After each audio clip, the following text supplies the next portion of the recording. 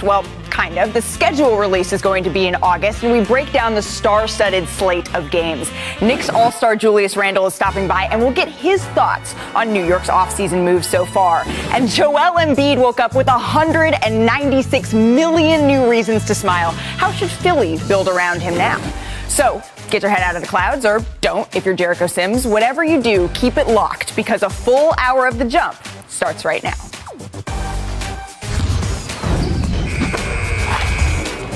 The name is Malika. You're watching The Jump. I'm Malika Andrews in for Rachel Nichols this week. We have a packed show, so let's get right to it. Let's run it back with the reveal of the 2021 Christmas Day slate. At noon Eastern on ESPN, it's the Knicks and the Hawks in a rematch of that intense first-round playoff series. Will Trae Young put a bow on his bow? And then at 2:30 Eastern on ABC, the defending champion Bucks will host the Celtics. Jason Tatum and Giannis on the same court is going to be must-see TV. And then at 5 o'clock Eastern on ABC, it's the defending Western Conference champ Suns facing off against the Warriors. It could be an epic backcourt battle between the Splash Brothers on one side, lining up against Devin Booker and CP3.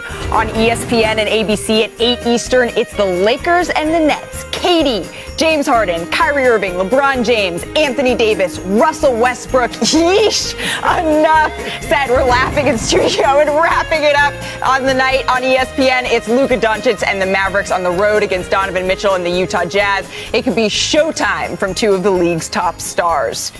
And here are the opening night games that our broadcast partners over at TNT will carry. It's Nets Bucks that opens the season, followed by the Warriors at the Lakers. More to come on those games a little bit later, but it is time to run it back. We're welcoming in Adrian Wojnarowski here to talk about the release of our schedule. He is our senior insider. Thanks so much for joining The Jump, Woj. We have to start with the Lakers and Nets on Christmas Day. What are your expectations for that game from a league perspective? Malika, this is the battle of the Titans, and I think everybody's hoping that this is going to be a game that you're going to see both teams at full strength, and the idea of that kind of star power in one place and all the storylines within it. I think the Lakers in a Western Conference with no Kawhi Leonard and no Jamal Murray in Denver to certainly start the season and maybe for much of the season. The Lakers are certainly going to play the role as favorites, and this is a Nets team, that Milwaukee got past in the East last year, but without Kyrie Irving, with James Harden really on one leg in that series, and a chance now to see both these teams at full strength. It's going to be remarkable, and think of the Oklahoma City alumni group in that game, Harden and KD in Brooklyn, and of course now Russell Westbrook with the Lakers. That is a mammoth Christmas Day matchup. Mammoth is right. And for the second time this week, also, Woj, you reported on a Patrick Beverley trade. This time he's headed from the Grizzlies to the Timberwolves. Can you give us a little insight into how that trade came about? Well, Gerson Rosas, the president in Minnesota, and his new head coach, Chris Finch, they both were with Patrick Beverley in Houston, and the idea of bringing him in, to a roster that's still, fairly young and developing, bringing his leadership, his toughness, certainly his ability to defend the ball and play a role on that team, it made perfect sense for the Timberwolves. And I think, listen, Memphis in making that trade with the Clippers, all three players who came in, you may see none of them opening night in Memphis. Certainly Beverly is out now, Rajon Rondo, Daniel Oturu. They have a very good young roster in Memphis. Really not any room and maybe not fits here. But I think certainly for Minnesota, the idea of Beverly really resonated with Rosas, with Chris Finch, and he goes in there and he's going to play an important role for that team as they try to move closer to getting perhaps in contention for the play-in tournament. Absolutely, and Patrick Beverley is such a culture cornerstone, and you've been everywhere this week, Rhodes. You reported on the Celtics extending Marcus Smart last night. What made the Celtics decide to commit to Smart long-term? Listen, he's such an integral part of that team, and certainly Jason Tatum, Jaylen Brown are the two all-stars on that team, but Marcus Smart has been really the heart and soul of that organization, coming off perhaps his best season last year.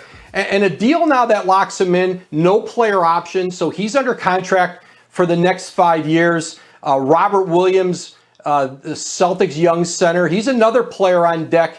He's up for his rookie extension. Boston would like to get that done also this summer. And, well, listen, they're not going to have cap space next summer. You look around and you go, who are they getting it for? It's really turning out to already be probably a very weak free agent class. And so I think for Boston to get their key players locked up, and continue to try to build now around, certainly they're 2 all-stars, but then Marcus Smart, who plays such an important role for that team. They were able to offer him that $77 million.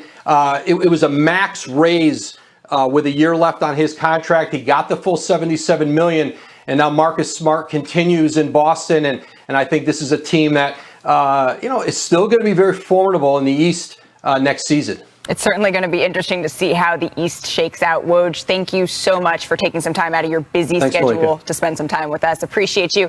Now joining me to talk more about the big Nets and Lakers matchup on Christmas Day is our NBA champ, Richard Jefferson, and NBA insider Dave McMenamin. And I want to start with you, Dave. You're around the Lakers daily. What intrigues you most about this matchup? Well, think back to the 2 times the Lakers and Nets played each other last year. February, there's no Durant and no Anthony Davis on the court.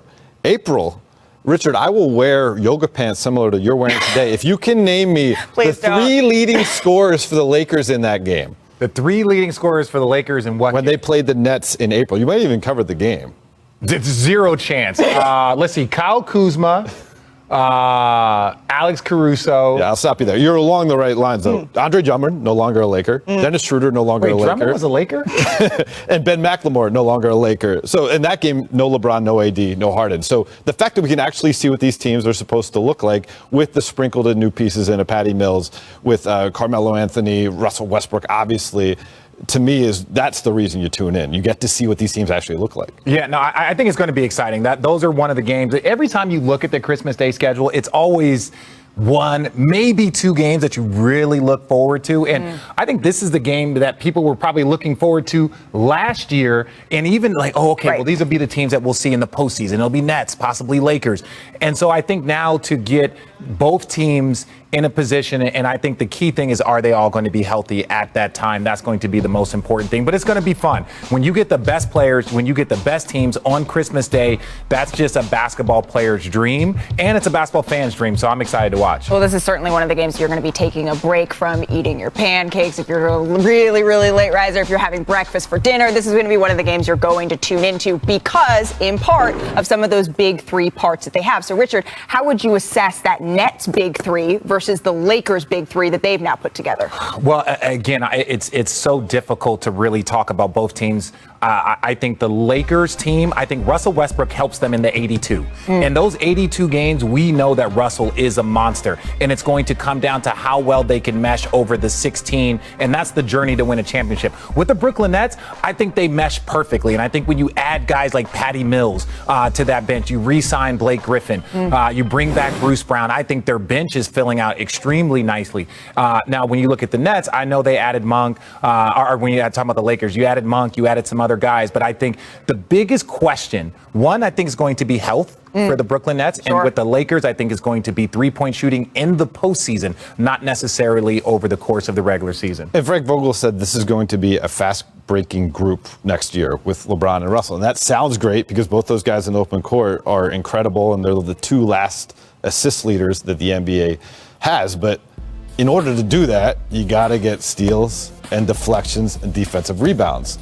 You sent out your 2 best perimeter defenders in Alex Caruso and Kentavious Caldwell-Pope. Who's going to fill those spots in order to allow LeBron and Russell Westbrook to play that style? And that, to me, is the biggest question for the Lakers. Well, really quickly, the one thing I will say to add to your point is kind of Bron, maybe not as much, but Russell Westbrook, they're both still one-man fast breaks. Yes. So now you have 2 of them that could be passing it off, dropping, because you know they can pass, you know they can run. Right. So, but the offense starts with a stop. So you got to get the stop first. You're not going to inbound under the basket and have a fast break. It doesn't work that way. It doesn't work that way. Oh, we're already at the point of the show where Richard's making that face. So we know, Richard, right, that when the Nets played together, when their big three played time together, but when they did, they were 11-3 in the postseason combined with the regular season. There were some questions about fit early on, right? And then Kyrie Irving did that famous line of, all right, I'll be the 2, James Harden, you be the 1, and boom, fit, we're off and running. They're hoping to stay healthy. So we heard you mention the word championship. You're already starting to talk about this. Is this matchup a championship preview? Well, if both teams are healthy 100%, that's the only thing that can stop these teams. And you look at it, what happened with the Lakers? LeBron goes into the postseason not 100%. Anthony Davis gets hurt in the postseason. Then you go and you look at Kyrie Irving gets hurt in the postseason, and James Harden goes out there and tries his best with one leg, and they still almost beat the champion. So to me, if teams are healthy, and that's what we all base our expectations and projections on, there's no team in either conference that can stop either team, but that doesn't mean that those are going to be the teams that get through. But yeah, I agree there. I think Brooklyn, because they had last year to coalesce, and as you mentioned, Malika, 11-3 when the big three played together, they have the leg up. They should be the Eastern Conference representative. I think there's more questions on the Lakers just because there's so many new pieces. Only 4 guys from last year's Laker on this year's team. So they got a lot of time that they need to catch up to look like a team that can play for a championship. Well, that makes a lot of sense. But when we're talking about the Brooklyn Nets, we're talking about health. And Sean Marks, just a couple of weeks ago, he was asked about, okay, what is the status of these big three? What is the status of their health after Kevin Durant played in the Olympics and exerted that extra stress on his body? He said, you know what? He's doing great. He looks great. He's Kevin Durant. When asked about Kyrie Irving, he said, this was a really serious ankle sprain. It took him a little bit of time to feel right after that. He was still sort of working through the prolonged effects to get stronger for the next season. And James Harden, who was the league's Iron Man, right, up until kind of last season, that was the first season that we saw this sort of mortality from him. He said he is working incredibly hard to make sure that doesn't become the case again. So they are expecting, especially given what happened last season, to have that full slate, that full strength, because they know the sentiment around the team. I asked Blake Griffin about this. He said the sentiment around the team is we feel like we left something out on the table. We had unfinished business. That's what he said. But I think the Lakers feel like they might have a little bit of unfinished business too. So we'll see who gets to actually finish that business. Here's TNT's opening week slate. The Bucks open the season at home, hosting the Nets on ring night. That will be followed by Lakers Warriors. Then 2 nights later, it's the Mavericks Hawks and Clippers Warriors. As for the defending champion Bucks, Richard, they went through the Nets on their path to the title. Can they make a statement on opening night against Brooklyn? I don't think you can really, truly make a statement on opening night, but I will say this. When you are a champion, you have far more confidence. We were better in 17 than we were in 16. The Warriors were better in 16 than they were in 15. So I think the Bucks, even though there's a lot of people were hurt, they're going to be a problem. Yeah, absolutely. And listen, Fiserv Forum, it brings it. Yeah. It was rocking during the NBA Finals. Those fans been waiting 50 years to see a championship banner. And the snow won't hit yet. The snow won't be hit, so we still might have, the Deer District. Yeah, we still. But Giannis had 50 in a title game. He might have something to say about it. October 20th, the Celtics at the Knicks. Boston's former backcourt of Kemba Walker and Evan Fournier will tip off the season with the rival Knicks. And the same night, we've got the Nuggets in Phoenix for a rematch of the Western Conference semis. The MVP will be looking for revenge after losing to the Suns in 4. Then on Friday, October 22nd, it's Brooklyn, the odds favorite in titles in Philly. These teams had the 2 best records in the East last season. And later that night, the Suns at Lakers, a rematch of the first round of last season. The Lakers revamped their roster, and they'll be hoping to reassert their dominance in the West. And now I'd like to welcome in NBA reporter Tim Bontemps, joining us from New York, my current home state. Tim, the big story of the day was Joel Embiid locking in a 4-year, $196 million Supermax extension reported by our colleague and friend Ramona Shelburne. What are the next steps for Ben Simmons after this Joel Embiid move? Well, Malika, like you said, this is a big day for the Philadelphia 76ers because they locked up Joel Embiid. And anytime you get one of the 10 best players in the league to lock up with your franchise through the better part of this decade, that's a great day for your team. But it doesn't change the overall situation in Philadelphia and around this franchise right now, which is what is going to happen with Ben Simmons. And really, that has not changed since the moment that Ben Simmons whiffed on that dunk with 3 minutes to go in the fourth quarter of Game 7 against the Atlanta Hawks in the second round of the playoffs. Now, right now, it seems like Philadelphia is in a bit of a holding pattern, waiting to see what happens with Damian Lillard, a guy who would obviously be a pretty intriguing fit with Joel Embiid in Philadelphia. But as of now, Dame Lillard isn't available, and so the Sixers are going to just stay in this holding pattern, I think, and wait and see what happens. Because if we know anything about Daryl Morey, we know that in a situation like this, he's not going to be afraid to have an uncomfortable situation, and he's not going to trade Ben Simmons for less than what he thinks he's worth. And by every account, what he's asking for in talks about Ben Simmons is a lot. So I think this situation is going to stay the way it is for now, and probably have a good chance of going into the regular season to see how this shakes out and wait to see what happens with Dame Lillard out in the West Coast. Stay the way it is for now. Certainly, maybe some people interpreted those comments that Joel Embiid made after they were eliminated as a little bit of a shot that could lead to that uncomfortable situation that you were just alluding to. But we just found out that the 76ers will host the Nets to start the season. How big of a gap do you think there is between Philly and Brooklyn right now? I think pretty sizable in Malika, and it's for the reasons that Dave and RJ said before. If you look at the way the East is shaped out right now, you've got the Milwaukee Bucks, who are coming off winning the title. Obviously, that gives you a real confidence boost as defending champions, as Richard said. And then as Dave said, if you talk to people around the league, I'm sure you do as well, everybody thinks the Brooklyn Nets should go into the season as the clear favorites to win the title if they're healthy. So if you look at it that way, and then you look at what Miami did in the offseason, adding Kyle Lowry, adding PJ Tucker, having like the definitional Miami Heat grit and grind tough team coming into the season, I think the Sixers right now to me are a clear fourth, right down there with the Atlanta Hawks, who they obviously had that big series with in the Eastern Conference semifinals. Yeah, wow, it's going to be interesting to see. I'm excited to see the way that the East is going to continue to move, to shake out. You mentioned health. That seems to be such a reoccurring theme, especially for the Brooklyn Nets. Tim, thank you so much for joining us, and I'll bring things back to studio now. I'm here with Richard Jefferson, Dave McMenamin. You heard what Tim said. I just want to get your thoughts now. Richard, give me your initial reaction to Joel Embiid signing the Supermax extension. Well, look, I think Tim said it best when you're talking about when you lock up a top 10 player, everything else is like, okay, we're good. We're good. It's Right. very similar to when Kevin Durant signed the extension before James Harden and before Kyrie Irving. You're like, okay, we got KD. We're good. We're going to figure this out. Whatever else happens next. And so I think for Philly fans, there's still an elephant in the room. This is the number one thing, and this shows a commitment to Joel Embiid, I think, that everyone knows, and this also showed Joel's commitment to the 76ers. So, to me, it's more about what's next and what are going to be the next dominoes to fall. For the Nets, it's signing the other two. For Philly, it's maybe getting rid of one. Is that elephant left-handed? We don't know. We don't truly know. I covered the Sixers in the playoffs, and Joel Embiid was dominant. Even though he had a partially torn right knee, meniscus in his right knee, he put up 28, 10, and 4 assists, shot 51% from the field, 39% from three.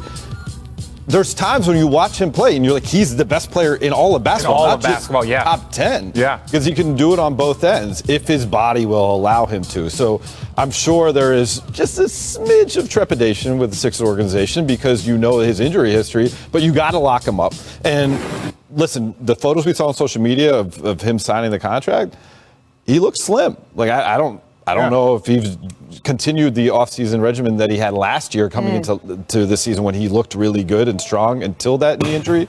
But right now he looks really good. I don't know what you just dropped. It's fine. But my thing is this, though. When you look at a guy like Embiid, and this is, we all talk about health and we hope for health. But realistically, with the amount that you're doing and the amount that you're playing, they probably have a 3 to 5 year window where like you can believe that he's healthy. If he does get hurt, he can recover. So I think this is a 3 to 5 year stretch that you have to maximize having one of the top 5 to 7 players in the league, possibly the best player in the league. So I think the 76ers are on the clock quicker than I think people think. Well, and we've seen Joel Embiid recommit, right, to his health, to his family. He told our Ramona Shelburne again that having a child kind of that recentered him, refocused him. He sort of figured out how he wants to approach the game. And we've seen that focus. He was so disappointed. You know, he had said his goal was how the plane was going to land. He wanted to land healthy in the playoffs, and then he wasn't able to deliver on that. So we've seen that, but you said the elephant in the room, Ben Simmons. What kind of impact does this have, Richard? Well, I think the impact is more of like you have a guy that does have a bit of a history of an injury, and you have another all-NBA player, all-star guy in Ben Simmons that they're looking to move on from. You can't just bring back pieces. You got to get an all-star. You got to get a guy that can continue the journey of like, okay, maybe we're not a championship team, but we're just missing a piece. You can't bring back a couple of players and some picks for Ben Simmons. You got to get a star. Right, last year they made the Richardson trade, Josh Richardson. They got Seth Curry, who had a fantastic postseason. Yeah. Danny Green actually was playing really well in the first round. Then he had that calf injury that basically made him miss the whole Hawks series, and they re-signed him. So theoretically, you have him for the long haul. And that's a guy who's won championships with multiple franchises. But it comes down to a reliable second star that he can play alongside. They had him in Jimmy Butler a couple of years ago. He's down in Miami now. You got to figure it out, and it's got to be Ben Simmons to be the trade piece to do it. He's down in Miami. He's living life, living large. But Joel Embiid did tweet, there's no place like Philadelphia. Excited to continue working towards bringing a title home and eventually retire. Hashtag Philly. I see the Philly boys. Did he tag Ben? He tagged you, actually. Oh, okay. Instead. But coming up, we have Knicks star Julius Randle.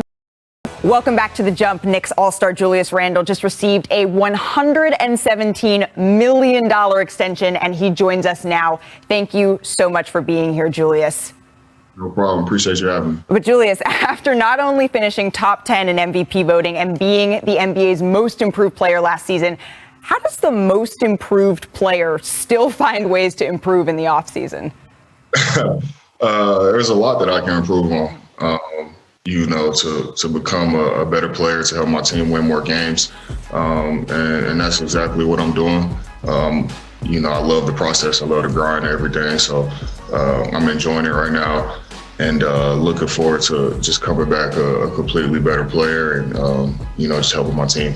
Well, speaking of the process, you spent some time in LA, in New Orleans, but what was it like playing in front of that MSG crowd in New York during the playoffs? Absolutely insane. It was crazy. It was tons of energy.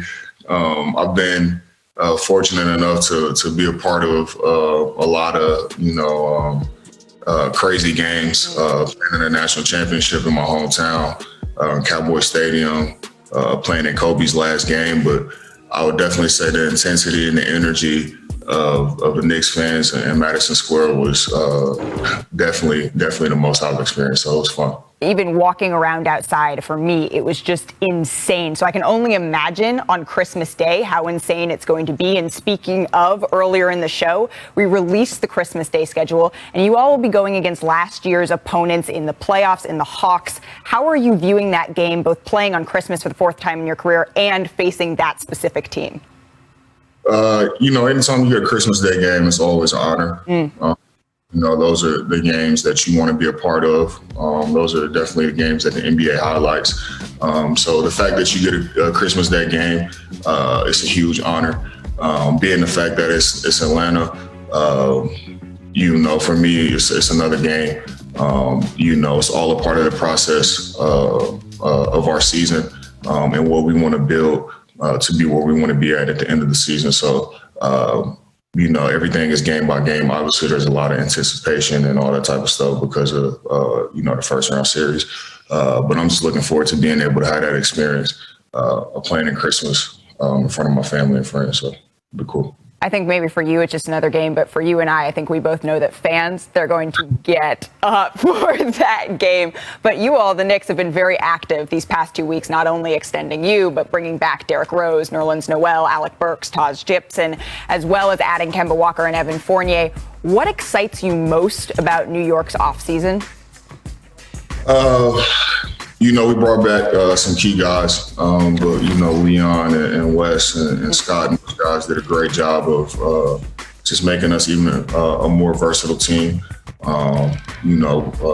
putting more shooting on the floor and guys that, can create and get their own shots as well. So I'm just excited.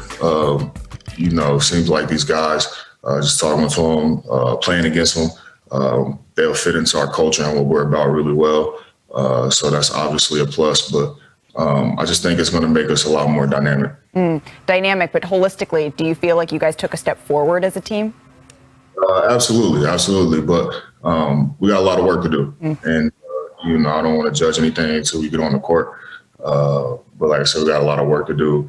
And I have all the faith and confidence in Tibbs. So I know he's going to put us all in the best positions on the floor and bring out the best of us as a team. So we'll be fine. I don't think your new teammates want to judge anything before they get out there, but during Kemba and Evan's introductory press conference this morning, Kemba was asked about how he fit with you and the Knicks, and take a listen to his response. Just what you think the offense will play like with both of you on the court. It's going to be fun. No, me and Evan, we are two very, very unselfish guys. We just going to get the ball moving, find the right shot, play some defense, try to get some stops.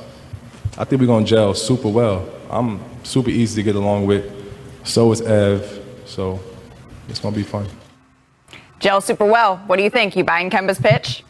Yeah, absolutely. I'm right there with him. I think that was the important thing about our team last year is everybody was unselfish. At the end of the day, all that mattered on our team was winning. And just that mentality right there says it all. You know, it's about the team.